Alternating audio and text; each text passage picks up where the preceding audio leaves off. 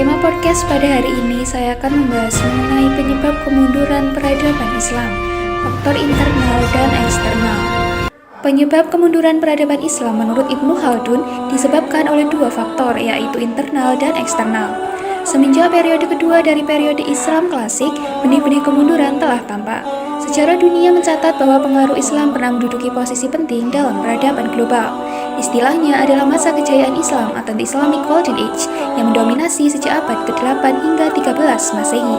Kota-kota Islam seperti Baghdad, Cordoba, Damaskus, Alexandria, dan lain sebagainya merupakan pusat peradaban dan kebudayaan yang menjadi tujuan utama pelajar dan mahasiswa dari berbagai penjuru bumi untuk menuntut ilmu.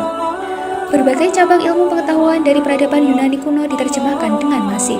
Selain itu, para ilmuwan muslim juga gencar menulis buku dan karya-karya ilmiah atau berupa penemuan. Selain perpustakaan, institusi pendidikan juga tumbuh subur.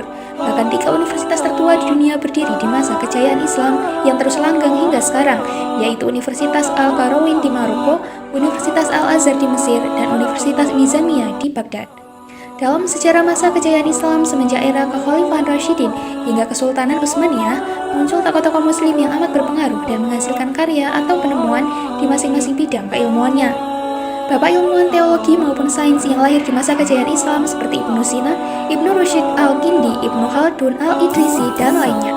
Kemunduran drastis kemudian dimulai sejak periode pertengahan bagian pertama, sekitar tahun 1250 sampai 1500 Masehi, yang dikenal dengan masa kemunduran 1.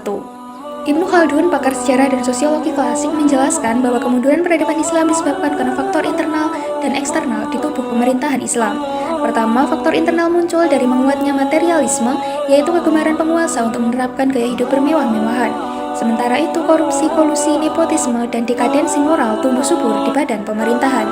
Kedua, faktor eksternal muncul dari ketidakpuasan tokoh dan intelektual di negaranya. Akibatnya, mereka yang punya kapabilitas dan integritas pindah ke negara lain, yang mengurangi sumber daya manusia terampil di negara Islam. Akibatnya, orang-orang yang mengisi posisi pemerintahan bukanlah orang yang kapabel, yang menyebabkan menurunnya produktivitas. Jangka panjangnya, pengembangan sistem politik dan pengetahuan juga turut menurun. Kemunduran dinasti Abbasiyah dimulai dari pemerintahan Khalifah Al-Mu'tasim pada tahun 833 sampai 842. Khalifah ini dipandang tidak cakap dalam menjalankan pemerintahan.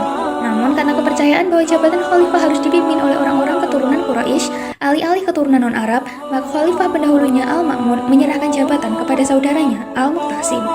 Setelah masa pemerintahan Al-Mu'tasim, khalifah-khalifah di bawahnya berada dalam dominasi orang Persia dan Turki. Kemunduran dinasti Abbasiyah juga disebabkan luasnya wilayah kekuasaan yang tidak diimbangi dengan kapabilitas pemimpinnya. Pada saat bersamaan, sistem keuangan negara tidak stabil dan kontestasi politik yang demikian kuat menyebabkan dinasti Abbasiyah kian terpuruk. Selanjutnya, sejak Khalifah Al-Zafir pada tahun 1021 hingga 1036 sampai Khalifah terakhir Al-Adid pada tahun 1160 sampai 1171 Masehi, para pejabat pemerintahan tenggelam dalam kemewahan duniawi. Urusan pemerintahan diserahkan kepada Perdana Menteri yang mengambil dominasi di tubuh pemerintahan. Akibatnya, jabatan khalifah hanya menjadi lambang negara, sedangkan pengaruh politik berada di tangan para Perdana Menteri yang menjabat. Selain itu, di masa Khalifah Al-Hakim bi Amrillah terdapat konflik antara aliran Sunni dan Syiah. Khalifah ini menganut aliran Syiah dan ia mengangkatnya sebagai mazhab resmi negara. Padahal mayoritas penduduk Mesir berpaham Sunni. Akibatnya terjadi konflik antara rakyat dan penguasa. Apalagi para qadhi dan hakim dipaksa mengeluarkan putusan sesuai dengan ajaran Syiah yang melahirkan jurang perbedaan besar antara penduduk dan sistem hukumnya.